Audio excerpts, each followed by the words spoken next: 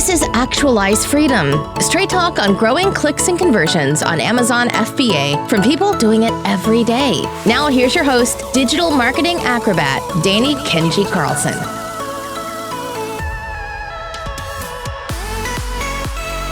What's up, guys? Danny Carlson here with the Actualize Freedom podcast, and today we have on the PPC Ninja Ritu Java going over product targeting ads. And if you aren't taking advantage of product targeting ads, this is something that is fairly new still to Amazon sellers, and a lot of sellers are probably not using them, or if you are using them, they haven't been around long enough to really test out all the different best ways to use them, unless you're someone like the PPC Ninja Ritu Java. So she's got a presentation for us.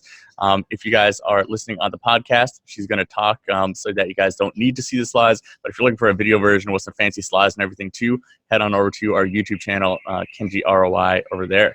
So without further ado, let's get into product targeting ads with Ritu. Hi, everyone. So I'm Ritu, and I've been working with Amazon advertising for about 2 years now, and have been in the marketing space for over 10 years. So today I'm going to talk about product targeting ads and why people aren't taking advantage of them, and what are some of the ways in which you can set up your targeting ads right away. So the first thing I want to share is just a little bit of a background on what most people see as a traditional sales funnel, where there's you're taking shoppers on a journey from awareness to interest to consideration to conversion, which is pretty much the sales funnel that you see in the marketing world.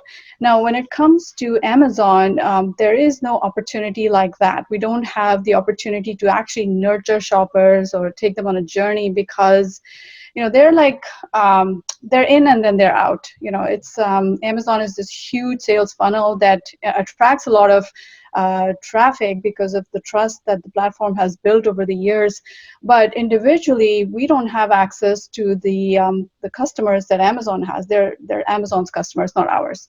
So what I'm trying to say here is that on the Amazon platform, the typical sales funnel is pretty compressed. It's you have a very short period of time, maybe a few seconds, to grab people's attention. And quickly convince them through your sales copy and through your title and through the bullet points and the price. And if they like it, they're in. Otherwise, they're out.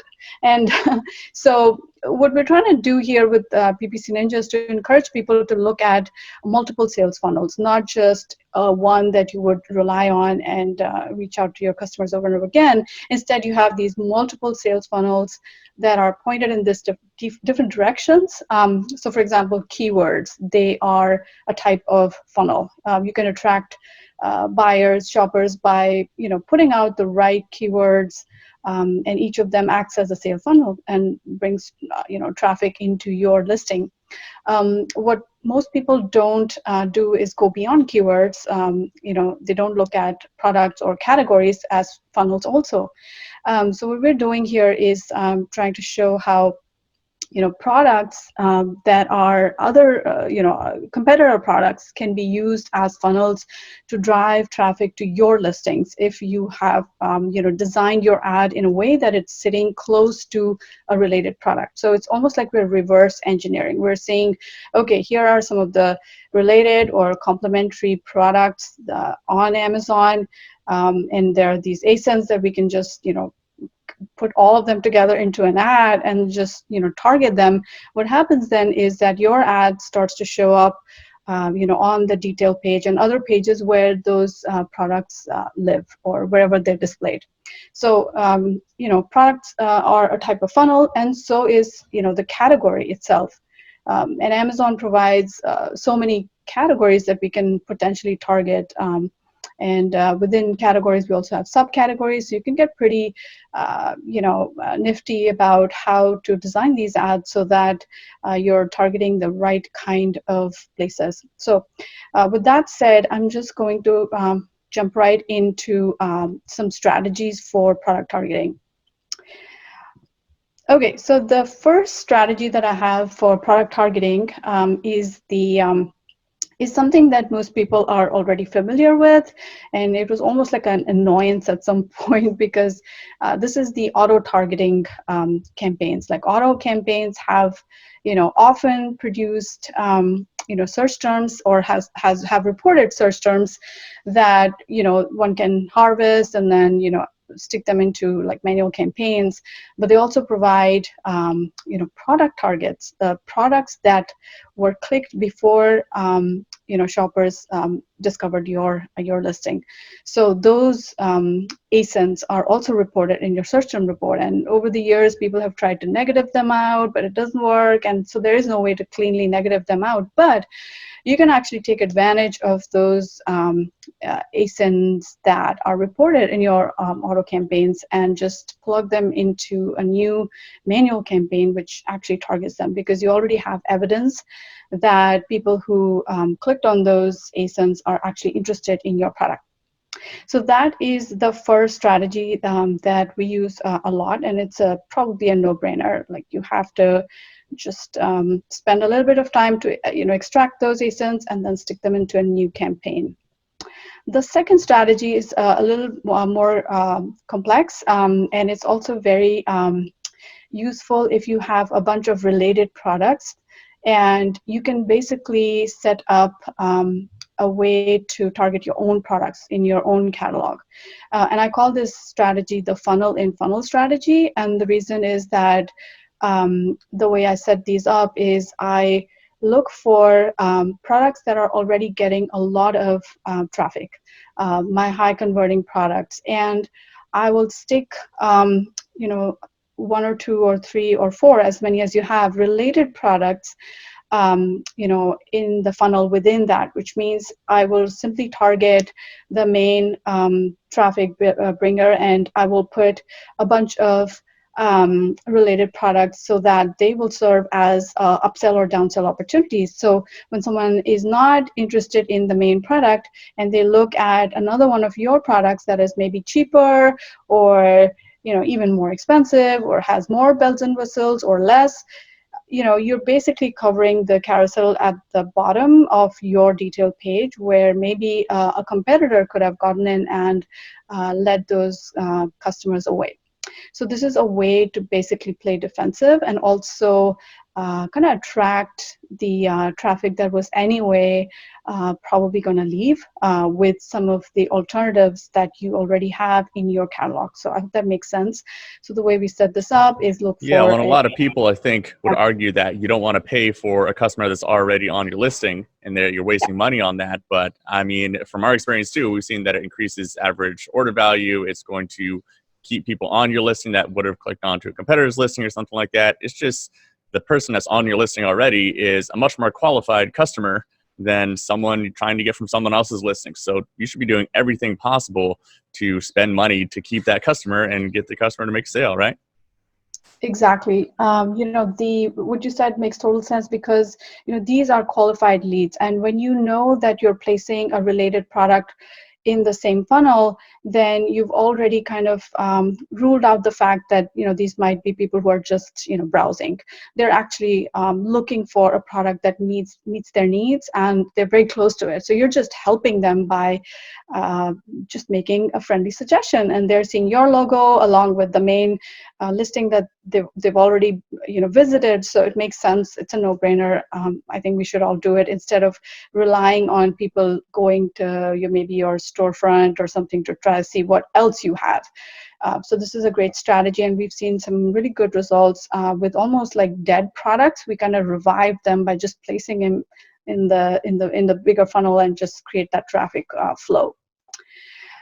Okay, so now I'm on to strategy number 3, which is what I call the market basket analysis strategy, and this is basically finding pairs of products that are purchased together, and they may not be either complementary or compatible. They might just be 2 types of products that are purchased together, and there is evidence from data science which kind of shows that there is a pattern, which when you go to a retail store like a grocery store, people who buy milk, they also buy bread and eggs, and toilet paper. Now, all of these products are neither related nor complementary, nor are they compatible, but they are somehow purchased together. And the science behind this is actually available in the form of data within Amazon. Like if you have a brand registry, then your brand analytics data will already be giving you lots of data showing which products are purchased together with yours. So we try to extract that information from brand analytics, and then we put together these, what we call market basket funnels. And if for some reason you don't have a brand registry and you don't have access to brand analytics, there are still other ways of trying to find out which products are sold together. And one of the tools that I discovered recently, which unfortunately might be going away because of some changes in API, is yasiv.com. I don't know if I'm getting the pronunciation right, but yasiv.com. What this does is that it gives you a visual map of all the different products that are purchased together, and this gives enough data for you to kind of just go looking for similar or related products. So there's this mishmash for people who are listening on just to the audio version. There's like this visual map of products leading to other products that are I believe this is scraped from Amazon's customers who purchased this, also purchased this band on their page, and so that's where this is probably coming from, or it might be an API. I'm not 100% sure, but this is a great way to look for related products. Another way is to look at reverse ASIN tools, and they can also tell you what your competitors are, and sometimes along with competitors you also get products that are purchased together. So this what's showing up on my screen is just the way I design my market basket or product targeting ads. I just put all the ASINs into campaigns. Like this one is for all these 10 campaigns that I'm showing on the screen right now are actually targeting one ASIN, or actually advertising one ASIN, but are targeting all these 150 or even more ASINs. And so the way I run these is that I try to limit each campaign to about 20 ASINs, no more than that, because otherwise the budget gets distributed. And there's also, there's a difficulty in trying to extract data, relevant, meaningful data over time. So what I do is I split out the ASIN list into several campaigns, and I let them run at a very low bid, maybe 20 cents or something, sometimes even lower. And I just go with the philosophy of fail fast, fail often, and whichever campaigns I see are not producing results within 2 to 3 weeks, I bid them further down, or I just stop them. I just hone in on the ones that are half taken off, and I just run with those.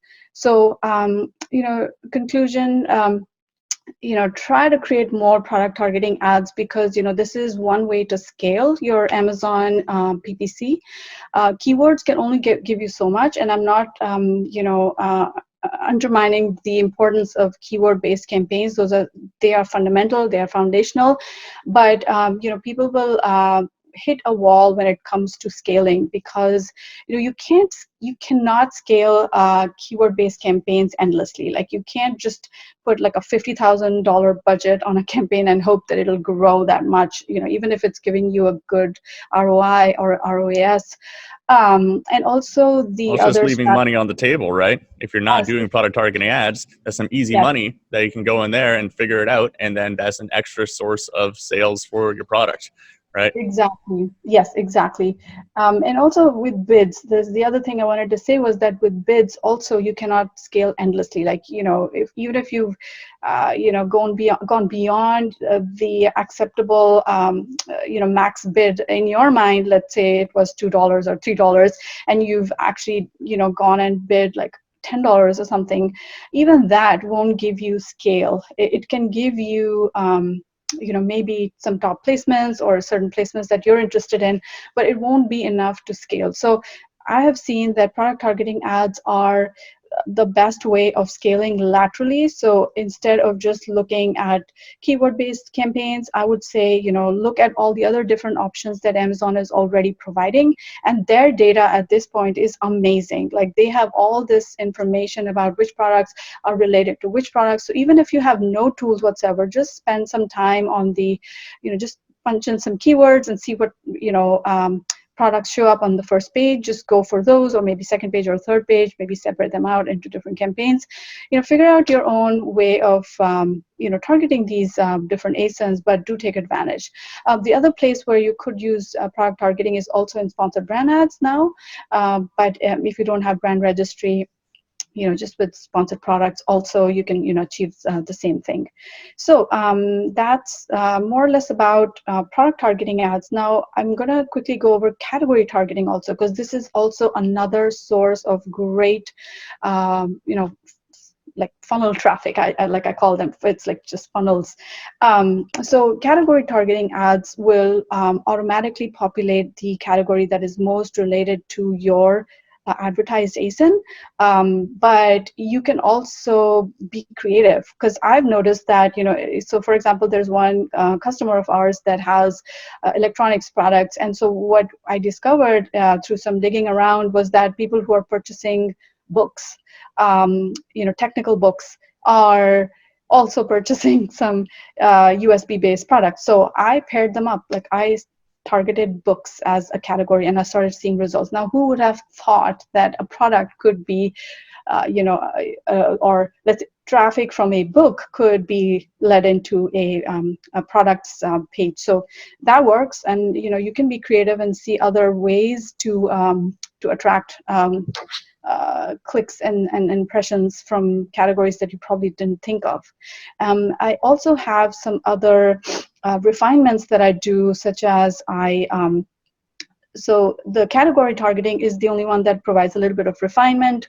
You can specify which brand you want to target. Okay, and then you can also specify the price range, like no less than a certain amount, because you want to make sure that people have already bought into around the same price range that you're offering, because otherwise they won't be interested. So try to make your offer look more attractive to the page that they are on, and then they should be willing to click over to your listing. So price range is the second. Then you also have review star rating.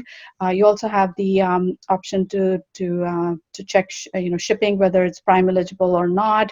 And then in some categories, you also have the additional refinement of age range. So let's say you have a product for teenagers, and the age ranges that pop up there, definitely you don't want to target toddlers, right? Or products or categories that are for toddlers. So you would just make sure that you select the right age range, and then you're good to go.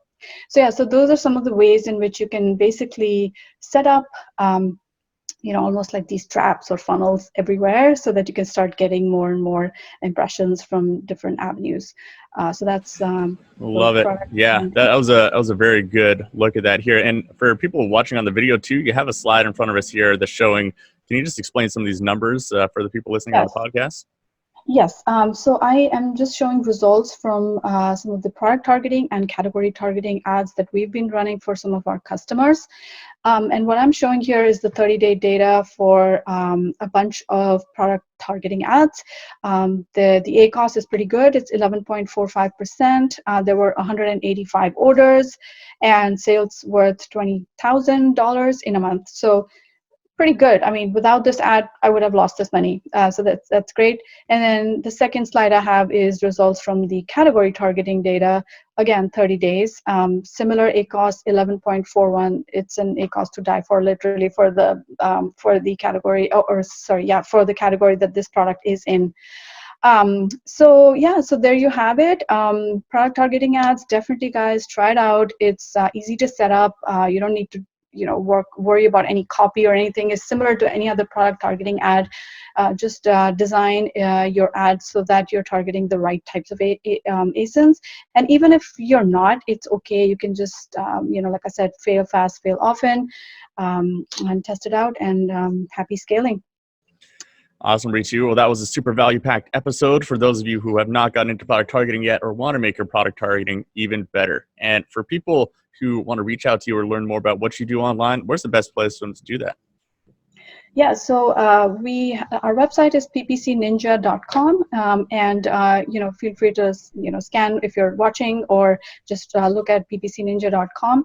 You can also reach out to me directly on LinkedIn and Twitter. My handle is Ritu Java, RITUJAVA, and or / email ritu@ppcninja.com. I'm happy to interact with you guys and share some ideas. Yeah. Awesome. And if you guys are looking for any of those links, you can find those at the show notes at actualizefreedom.com. And also we'll have the link to the YouTube version as well there. So it just has some slides that are just showing a little bit more detail about what Ritu was talking about there. So, and if you guys haven't already, go leave us a review on iTunes, on Stitcher, or a really easy way, go to ratethispodcast.com/free. And then automatically it's going to open up whatever app is on your phone that you're gonna leave a review, and leave a 5-star review. If it's a 4-star one, you guys probably know this already, but I cry myself to sleep at night. So it's got to be 5 stars, or else I get really, really sad, really, really depressed. So make sure it's 5 stars. Really appreciate it. And thank you for your time, Ritu. Thank you, Danny.